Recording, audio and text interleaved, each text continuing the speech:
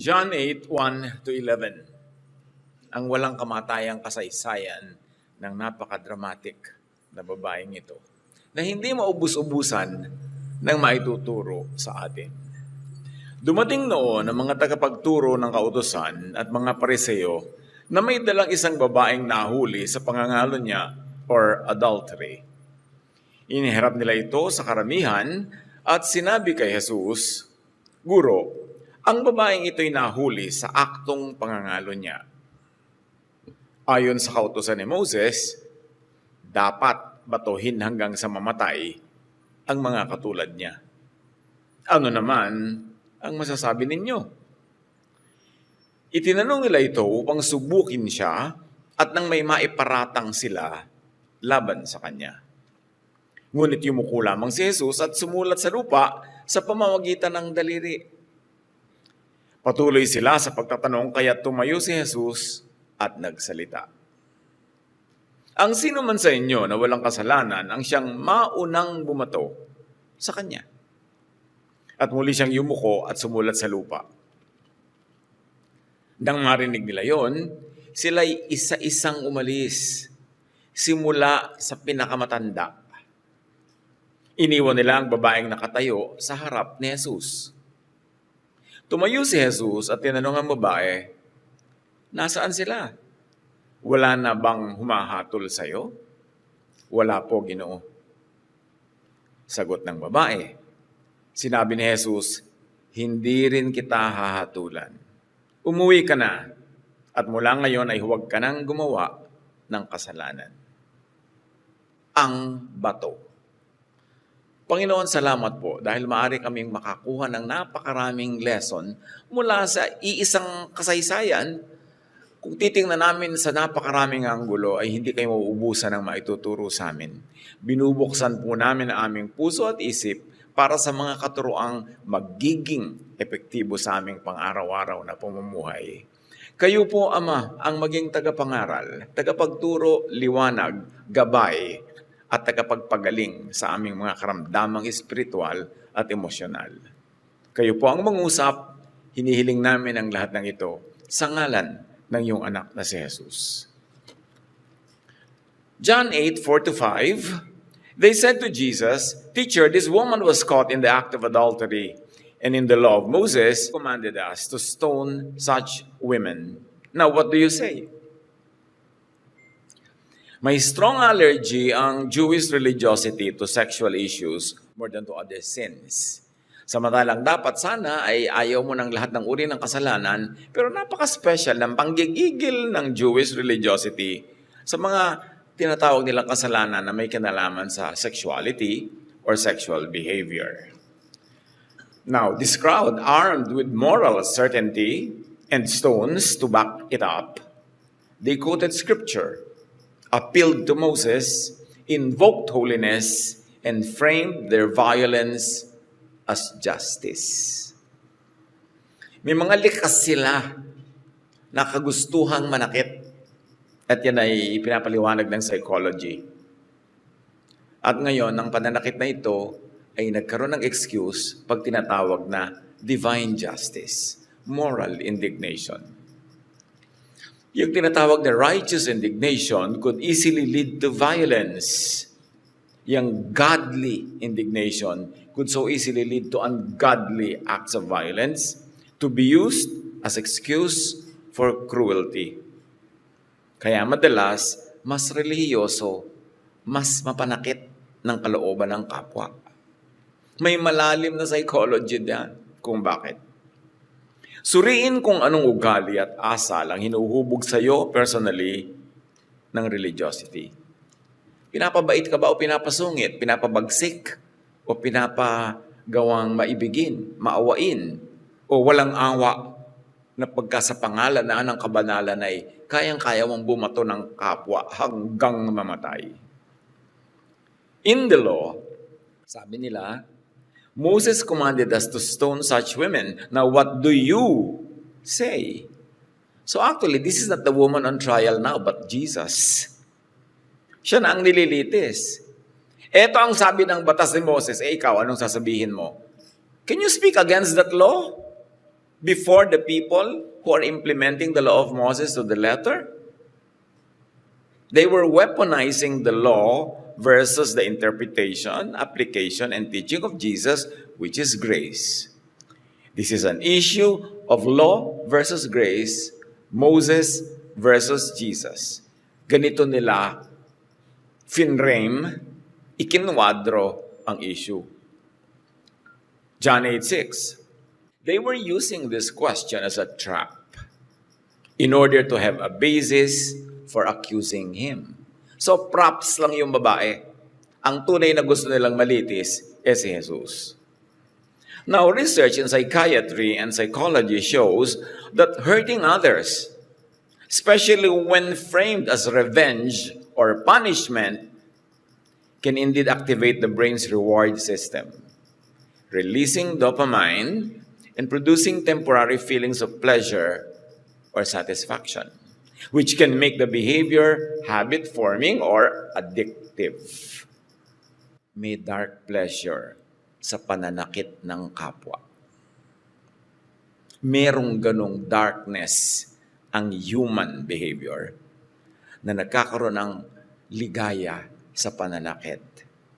Lalo na kung ang pananakit ay may excuse ng moral indignation, nawawala lalong dahilan para maging guilty para sa pananakit. Kaya lalong lumulupit, lalong bumabagsik.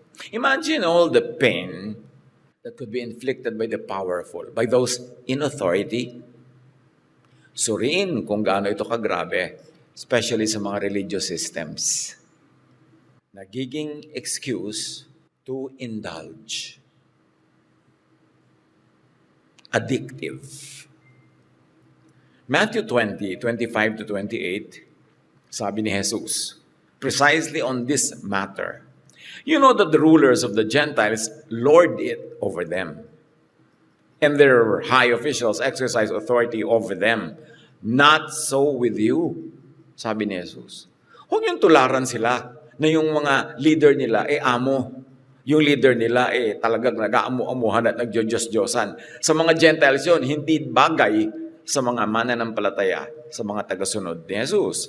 Sabi niya, instead, whoever wants to become great among you must be your servant, not amo.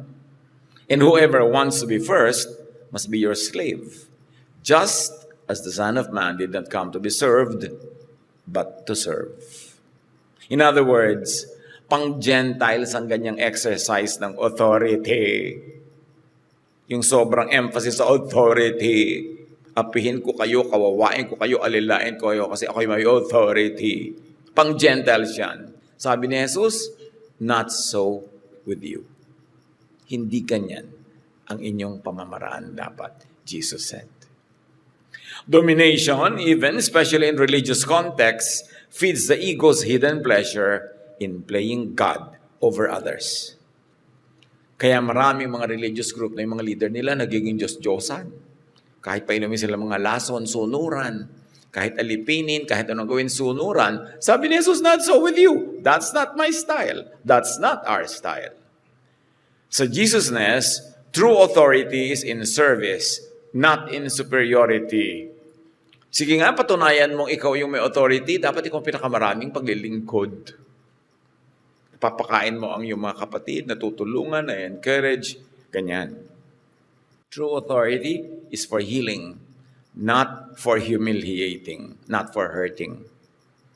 And yet so many religious leaders could go on hurting and humiliating others in the name of God.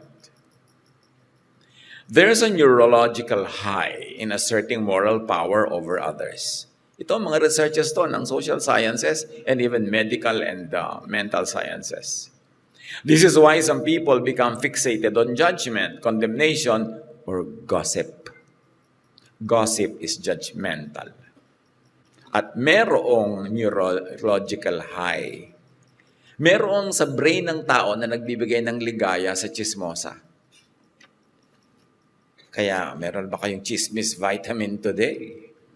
Mga chismis supplement. May nagpapaligaya pagka nagja-judge, nagko-condemn ng iba. Pagka niyuyura ka ng iba, merong lihim na, madilim na ligaya ang tao. Now, they were using this question as a trap in order to behave and to have an accusing behavior against Jesus. John 8, 6-8. Anong tugon ni Jesus sa kanilang mga pagtatanong? But Jesus bent down and started to write on the ground with his finger. Alikabok ito na pwedeng sulatan ng daliri.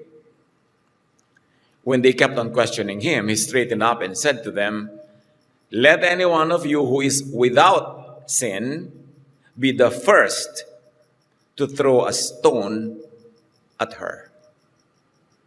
O yung walang kasalanan, maunang bumato. Siyempre, pagka walang mauuna, di walang susunod.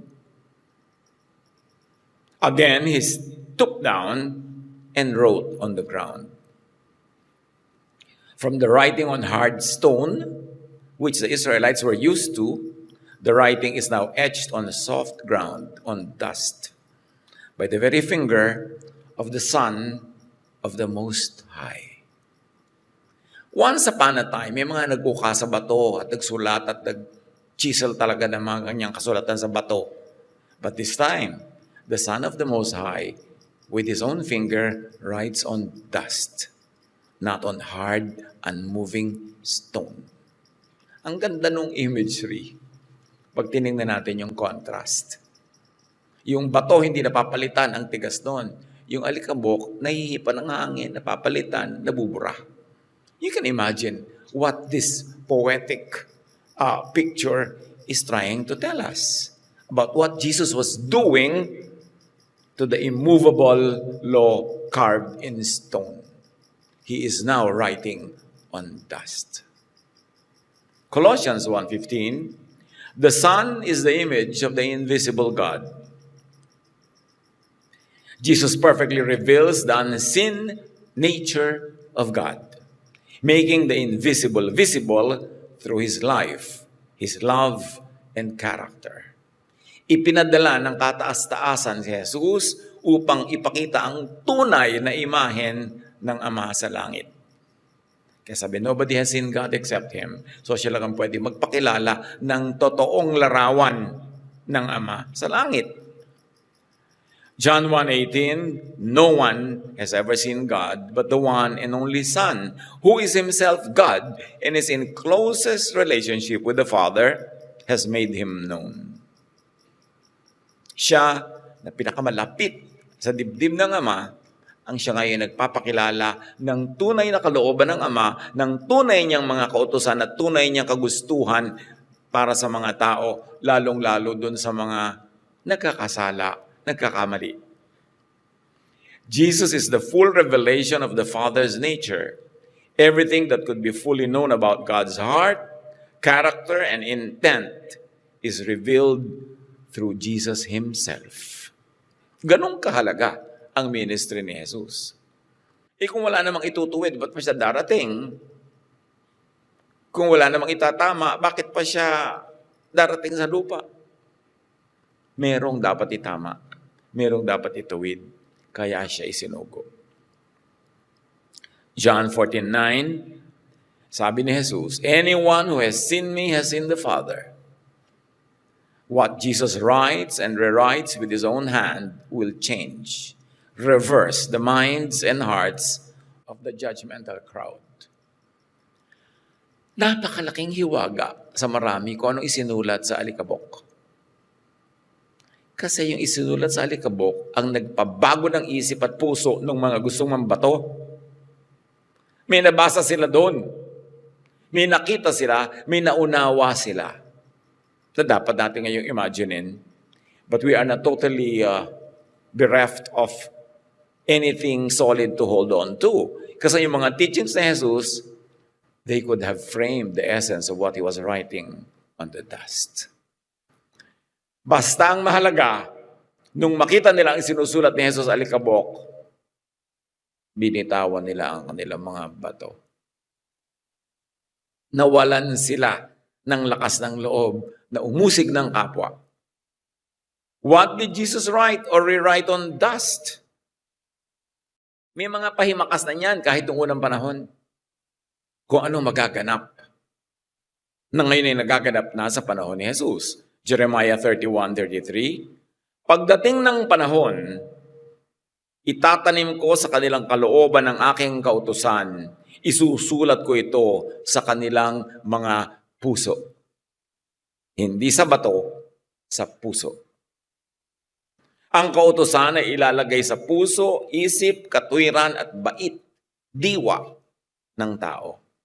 Sa loob, sa kalooban, hindi sa labas, hindi sa letra na nakauka kung saan-saan, kundi nakakintal sa pusong maibigin, sa pusong kumikilala sa kabutihan ng kataas-taasan. Ang kautusan ay gagawing internal, spiritual, hindi external, bookish, coldly legalistic. Na masunod lang ay kahit maging malupit na sa kapwa.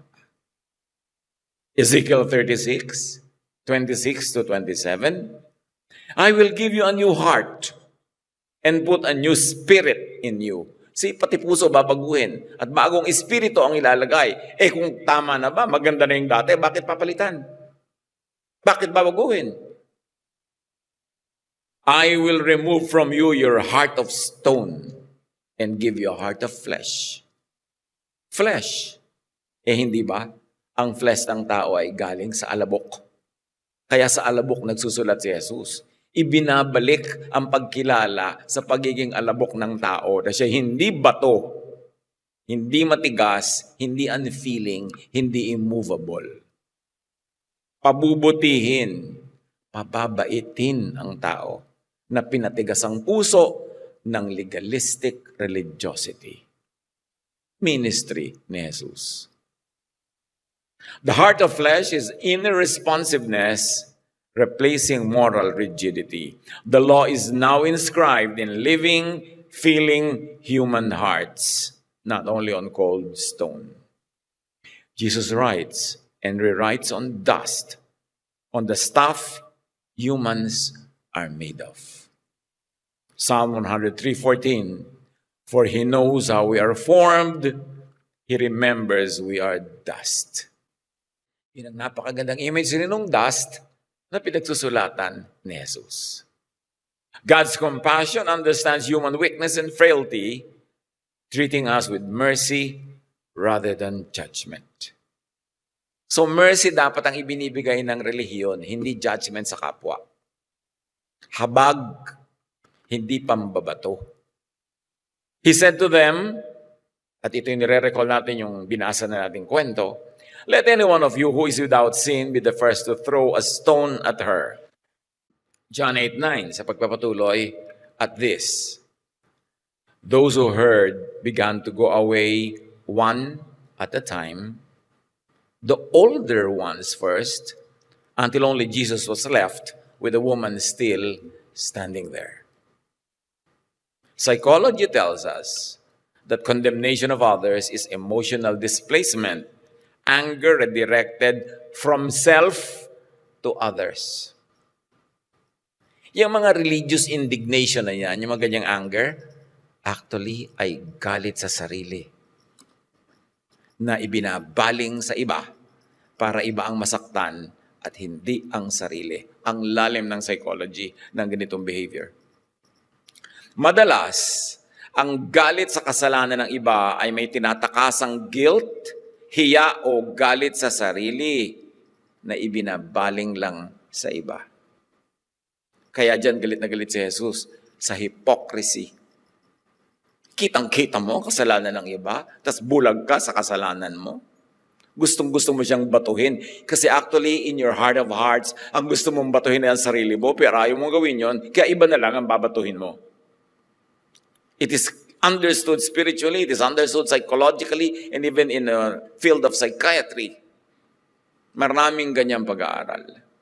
Jesus makes the people look into their own hearts and away from the woman, the kapwa, rather than look at the kapwa and away from oneself.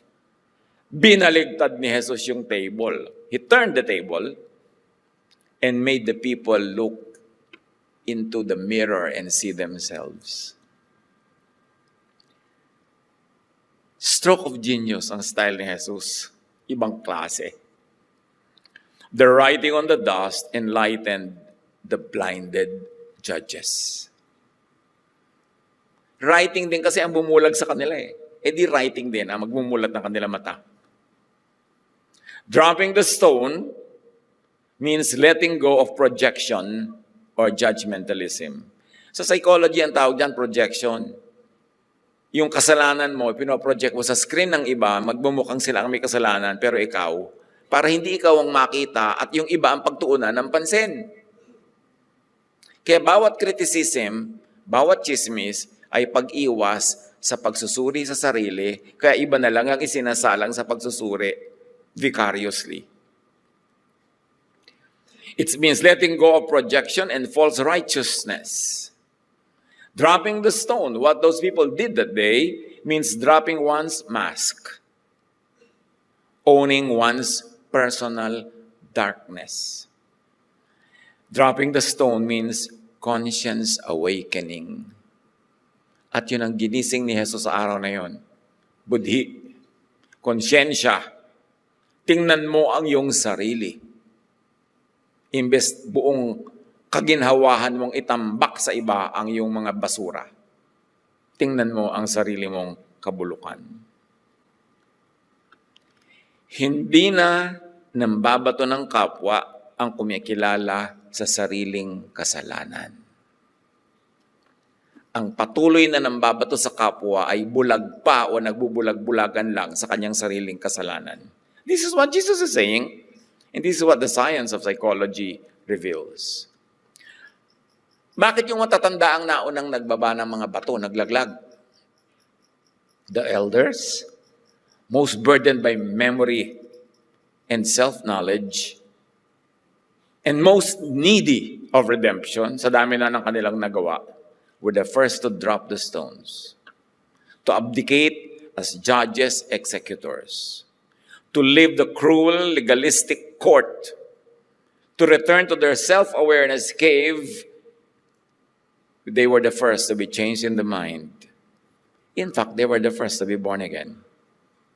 Nagkaroon ng kapanganakan muli. Bagong buhay, bagong budhi, bagong puso. They were the first to be saved from judgment or self-incrimination. Matthew 7:1, do not judge, or you too will be judged. Or do not judge, so you don't get judged. You know why they dropped the stones? Because it was meant for them. So para hindi nila batuhin ang sarili nila, inilaglag ang bato. Anong gaanang loob ang na-enjoy ng bumitaw sa judgmental stones? Yan ang binibigay ni Jesus, gaan ng loob. Hindi hirap at bigat ng loob na ibinibigay ng Pharisees. Hinayaan niya ang mga taong kilalanin ng mga sariling kadiliman in front of everyone else because it was a corporate act to judge. Now it was a corporate act to judge their own selves. At sabay-sabay sila, actually una-una yung mga matatanda, pero lahat sila nagbitaw ng bato.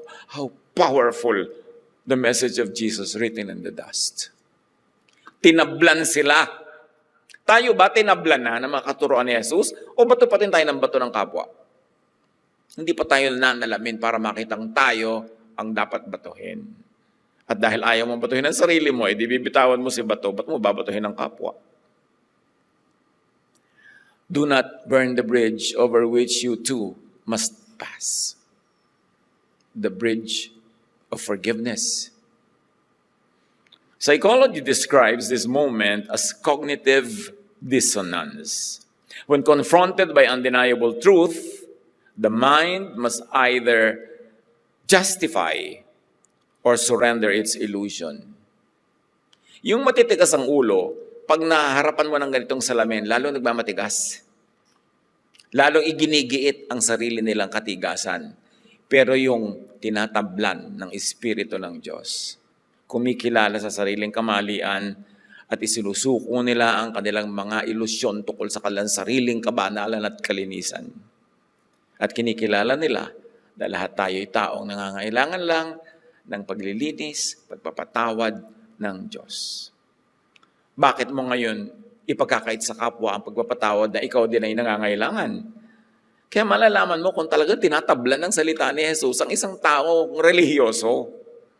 Nawawala yung judgmentalism na yan. The crowd, led by the thunders, chose surrender. And it led to freedom. Nag-uwian sila. Ang ganda ng picture na nag-uwian. It means being restored to your family, to your community, to your kind of safe place, leaving the stones behind. Romans 12:2. Do not conform to the pattern of this world. And may I add, do not conform to the religious pattern of this world, which is judgmental. But be transformed by the renewing of your mind. Pagbabagong loob, pagkilala sa sarili, kaliwanagan, yan ang kailangan natin mula kay Jesus. Jesus cuts the addictive cycle of judging others by turning the mirror inward. Sabi niya, he who is without sin. Hindi niya sinabing, kayo, makakasalanan din kayo. Hindi style ni Jesus yung mang-usig. Sabi niya, yung walang kasalanan, edi ikaw ngayon ang sumuri sa sarili mo. Jesus sets free. Their stones, old beliefs carved in certainty, fall to the dust where Jesus writes the new law of love. Then Paul would later say, the letter kills, but the Spirit gives life. 2 Corinthians 3:6. Also, Paul would say, love fulfills the law. Romans 13:10. In Jesus' the cold tablets of legalism break. The Word begins to give life again.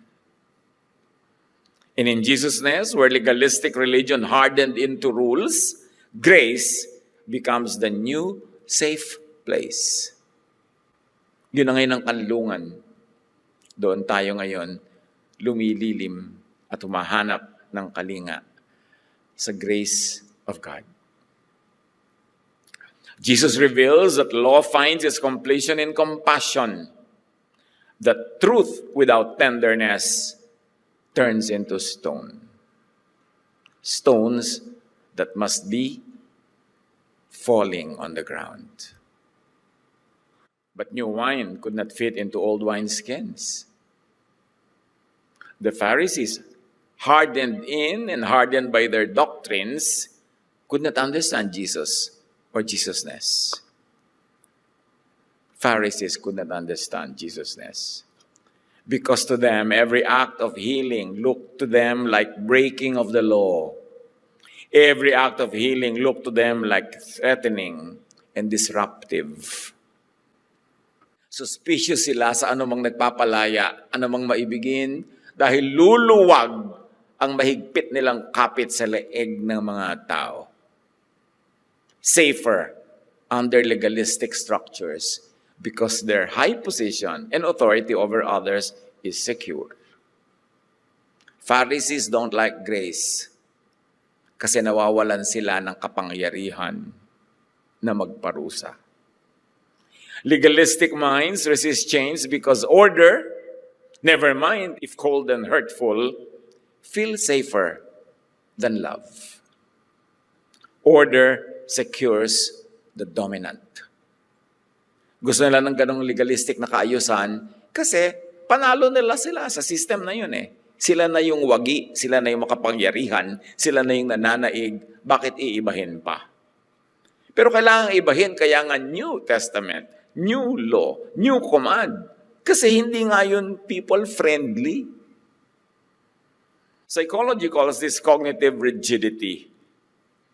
The ego clings to what once worked, even when it no longer gives life. Ipagpipilitan, tradisyon. Kailangan sundin dahil yan na ang nakagawian.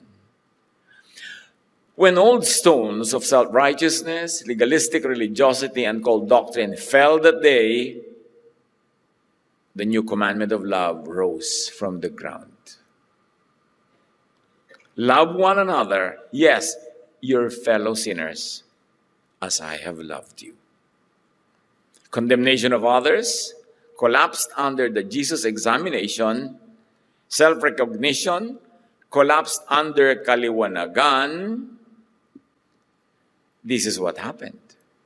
The trial was less about the woman's adultery, but more about the crowd's self-righteous projection, their hidden participation in the very sin they hated.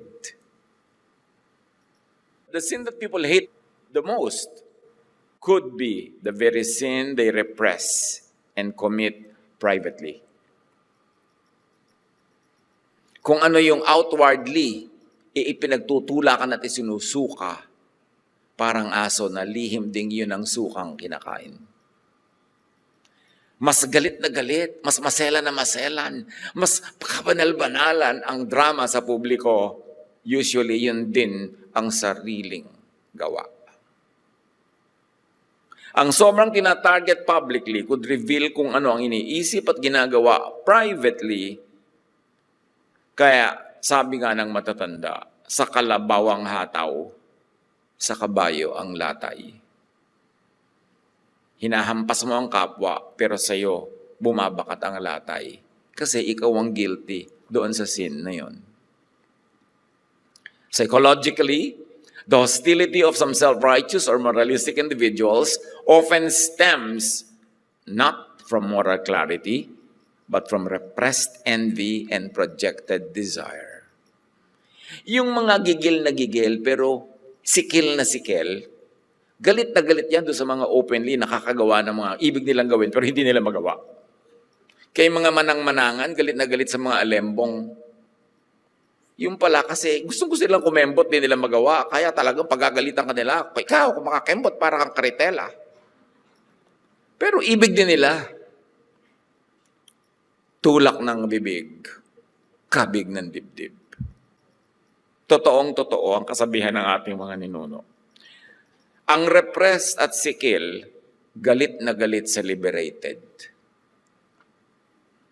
Yung nagpipigil, dahil nagpapanggap, galit na galit doon sa hindi kailangan magpigil. Envy. When a person cannot consciously admit these drives, they displace and assign them onto others. Condemning in others what they fear or crave in themselves. This is classic projection. Sabi na naman ng mga lola, nasa loob ang kulo. Kunwari, tahimik na tahimik sa labas, nasa loob ang kulo. Yung napakahinhin, finish the sentence. Si Carl Jung, a pioneering Swiss psychologist, refined the idea of shadow projection. People violently attack in others what they deny within. Kung ibig niyong malaman kung anong niloloob, na pilit na itinatanggi, tingnan nyo kung ano yung kinokondemn outward. Because that's a clue. Jung wrote, everything that irritates us about others can lead us to an understanding of ourselves. These are scientifically proven ideas. At sabi din naman ni Lolo, ang magnanakaw ay galit sa kapwa magnanakaw. So tingnan mo kung kanino galit, anong kinakagalitan. Chances are, yun din ang ginagawa ng lihim. Studies on moral hypocrisy show that people who publicly punish others for moral violations often display similar private behaviors when unobserved in secret, driven by ego defense and status motives rather than genuine virtue. Kaya yan ang tinatawag ni Jesus na hypocrisy. Pakitang tao. Mas may pakitang tao, mas may itinatago. In essence, envy disguised as indignation allows the ego to maintain superiority while secretly participating emotionally in the very impulse it condemns. Jesus pointed to the same dynamic when he warned, "Why do you look look at the speck in your brother's eye and pay no attention to the log in your own eye? Bakit mo sinisilip ang puwing ng kapwa mo? May troso mismong nakabara dyan sa iyong mata. Sabi niya yan sa Matthew 7:3. Now, back to the drama at the plaza. The crowd's presence as judge filled the curious absence of the other half of the adultery, the partner in crime. Hindi nyo ba nahahalata? Adultery yung crime pero nag-iisa yung ina-accuse? Nasaan yung kapartner? Kasi ang kapartner niya, lahat nung gustong bumato sa kanya. Sila yung missing partner in crime. Nakatayo sila habang yung babae nakahandusay at gusto nilang batuhin. Ganun kalala yung hypocrisy.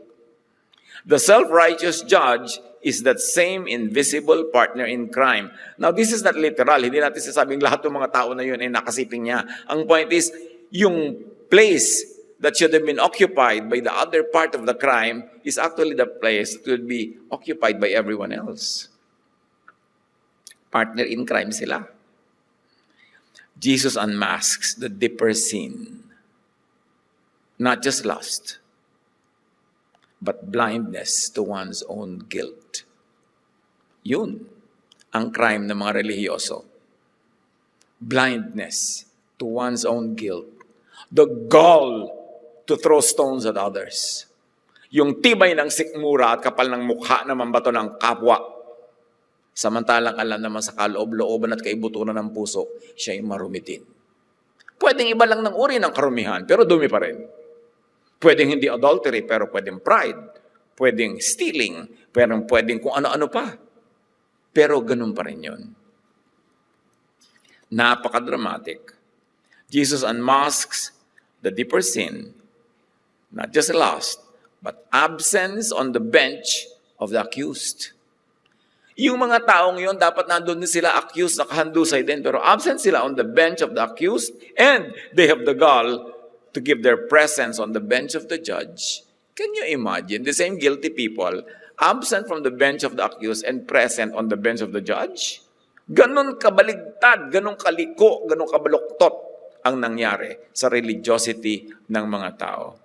Ipinakita ni Jesus ang mas mabigat na kasalanan, ang pagkabulag sa sariling sala. Ito ang kaso ng nawawalang nasa sakdal.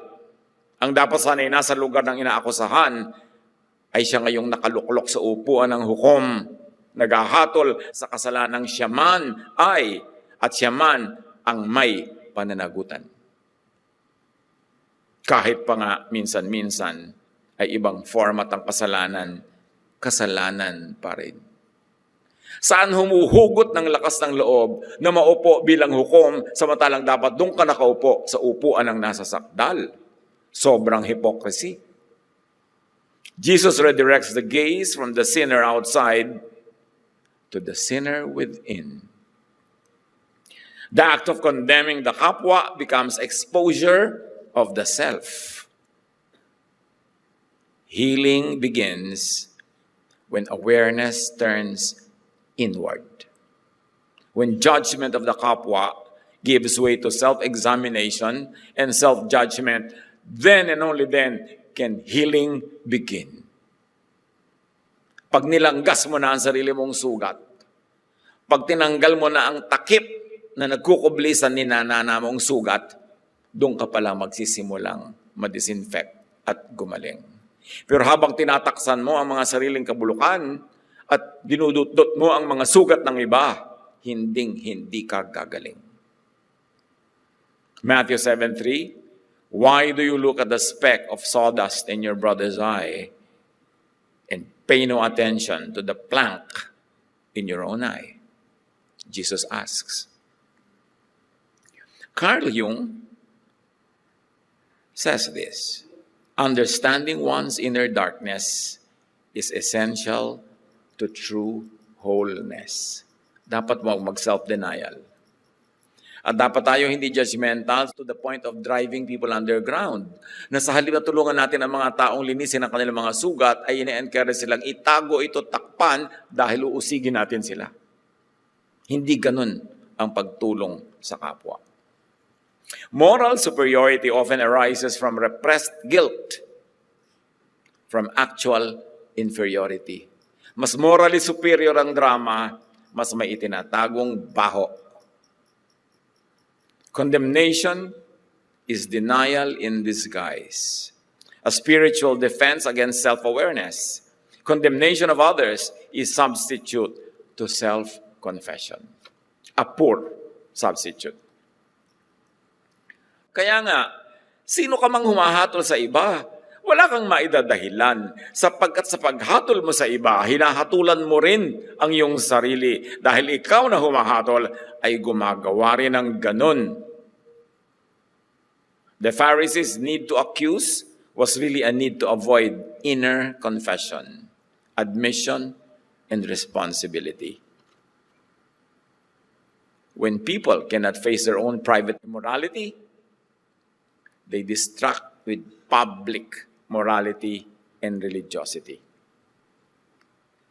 Kung ano ang kulang sa loob, buong pusong pinagtatakpan sa labas. Mas hungkag ang kalooban, mas maingay sa labas. The empty can strikes loud. Matthew 23:25, kahabag-habag kayo, mga tagapagturo ng kautusan at mga Pariseo, mga mapagkunwari, nililinis niyo ang labas ng tasa at pinggan, ngunit ang mga yun ay puno ng kasakiman at pagiging makasarili. Diyan kayo magaling sa paglilinis ng labas, pero marumi sa loob. Mas malicious, mas mapagbintang, mas madidirihin sa kasalanan, mas moralista, mas intolerant, madalas, hindi naman lagi, madalas lang, ay mas guilty of exactly the same sin. Jesus replaces condemnation with illumination. Yung panghatol sa kapwa ay pinalitan niya ng kaliwanagan sa sarili. Instead of returning accusation, hindi naman niya inaccuse yung mga tao, Jesus brings self-consciousness. Sabi niya, yung walang kasalanan, bumato na. So, magiging conscious ka ngayon sa sarili mo. His light exposes, yes, without humiliating.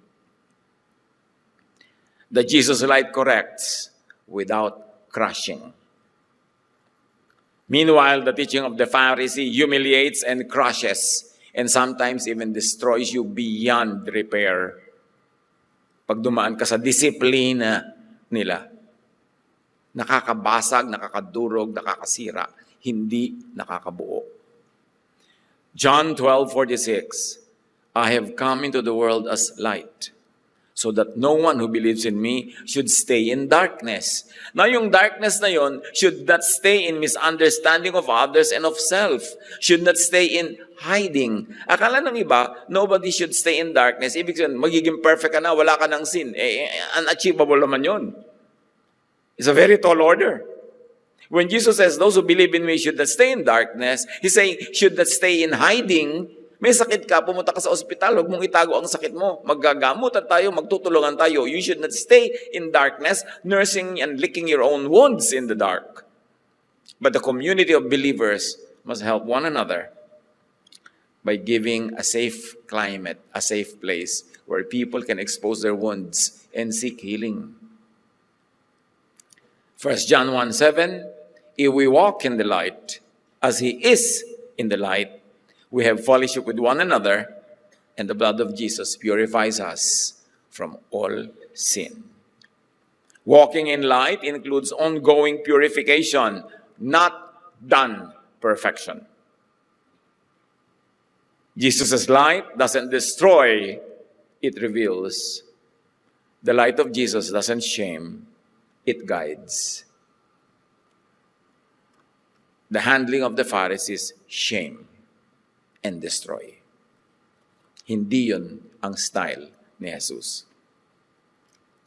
Jesus' light transforms awareness, bringing truth without humiliation and correction without condemnation. Kita-kita natin doon sa nangyaring example Na-correct pero hindi nang condemn.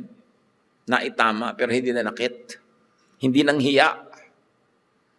Jesus reveals that holiness is not repression, but integration.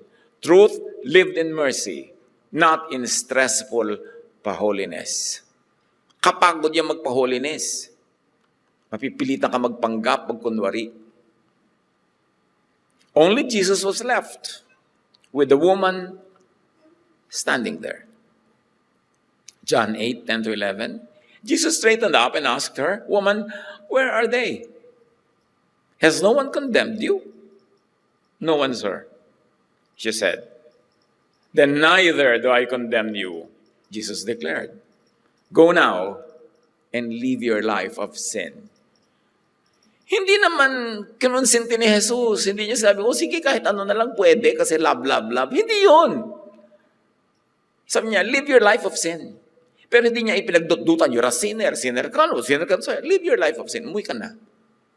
The goal is transformation, not stoning, not punishment. The goal is pag-uwi, integration, reintegration into family, into community, not exclusion, not cancellation. Which the Pharisees were trying to do. Baligtad na baligtad, kaya kailangan talagang dumating si Jesus para ituwid ito. Pag ang gumagawa ng baluktot, may authority, nagmumukhang tuwid yung baluktot, ipinakita ni Jesus, baluktot yan. Magtigil kayo dyan. Not so with you. This is not the way. And this is true repentance. It leads to wholeness. Not denial that leads to division. The self-righteous condemn others to avoid confession, admission, and correction of their own sins. Jesus calls to confession to end condemnation of others and of self. Maturity in faith requires seeing one's own shadow with honesty and extending to others the mercy that one needs for himself. Ibinibigay mo yung habag na kailangan mo rin naman para sa iyong sarili. Jesus interiorizes morality, transforming judgment into self-knowledge and self-knowledge into compassion. Ang tunay na kumikilala sa mga sariling kahinaan ay nagiging mahabagin sa kapwa mahihina. Anong bato ang tinatanggap mo, tinitiis mong ipukol sa'yo ng kapwa sinners lang naman? Kasi may authority, nabatuhin ka, nagpapabato ka naman, hindi yan Jesusness. Romans 8:1, kaya nga, wala nang kahatulang parusa sa mga taong nakipag-isa na kay Kristo Jesus. No human religious judgment has binding power over one whose worth and identity are grounded on divine grace. Walang may karapatang mambato sa'yo.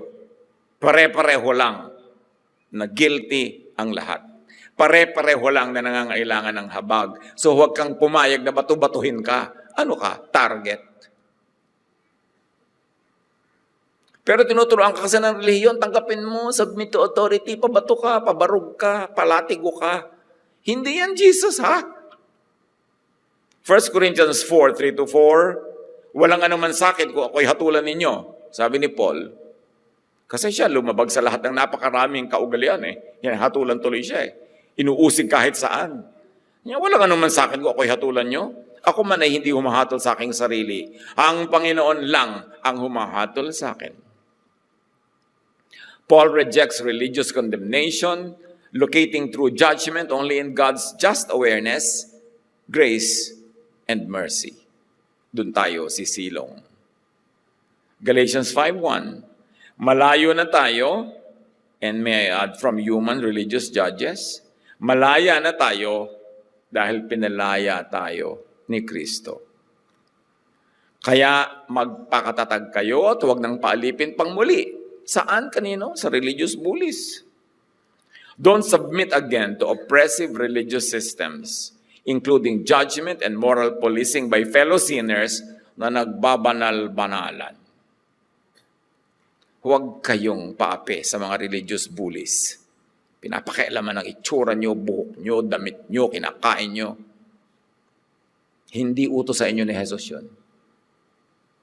You don't need to accept or endure the stones and judgment thrown at you by others who, after all, share your humanity and frailty. So pag may nambabato sa'yo, sumatalbog sa akin, dikit sa'yo. Grace frees you from their courts. Only the light has the right to judge, and it chooses to heal, not to hurt. Kilalanin si Jesus, siya talaga ang Savior. Savior from all this. Ano-anong bato ang ever ready, willing, able, and eager kang ipukol sa iba? Ano-anong bato ang hawak mo na mas bagay palang ipokpok sa sarili mong ulo?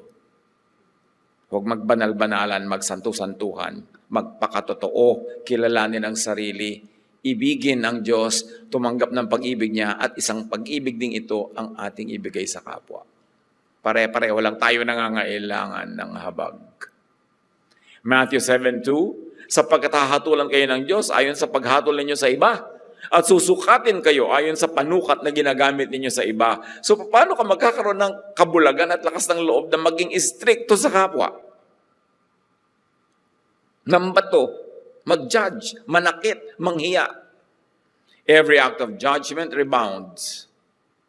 The stone you throw sets the standard by which you yourself will be struck.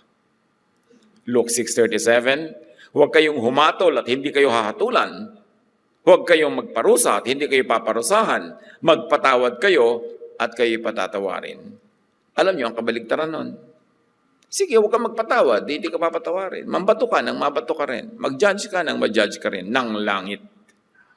Proverbs 26:27, whoever digs a pit will fall into it.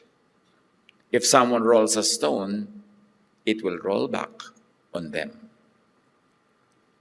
The act of stoning others becomes self-endangering.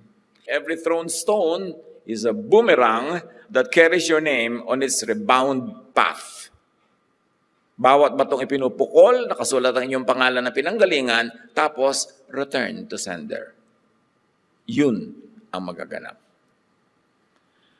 Huwag kang mag-judge dahil mabait ka. At kung hindi ka mabait, huwag kang mag-judge dahil lang matalino ka. Kasi alam mong yun din ang babalik sa'yo. Unawain, yung open abuse na, but di po ba, open rebuke is better than secret love? O lisensya mo yan para mambato ka ng open rebuke. Misunderstanding yan. Ang ibig sabihin lang ng open rebuke is an honest, frank, private, gentle reminder. Yun ang open rebuke. Hindi open to the public, kundi open yung heart mo, open yung heart niya, at open kayo for correction. Hindi ibig sabihin nun public. At yung secret love naman, ibig sabihin lang nun is mabuti na nasabihan mo siya lovingly, gently, kesa naman konsintihin mo na lang dahil akala mo yun ang ibig sabihin ng love. The love of God doesn't mean pangungonsinti. Kailangan merong open rebuke, pero in private. And not as a judge, but as a fellow sinner, reminding a fellow sinner, magdahan-dahan sa pagbato. Maghunos dili, bitawan ang bato. Panginoon, salamat po. Dahil maaari kaming manuri sa sarili at makita namin ang tunay na wangis ng aming puso. Siyasatin niyo po kami kung ano-anong judgmentalism ang nananahan sa aming puso. At lalo naman, mas malalim, turuan mo kaming siyasatin ang sarili namin. Kung ano mga kasalanan pala namin ang ibinibintang namin sa iba. Pakalinisin niyo kami at turuan kaming maging mapagpatawad sa sarili at sa kapwa. Magbulay-bulay tayo mga kapatid. Find very personal applications sa ating kwento ng bato.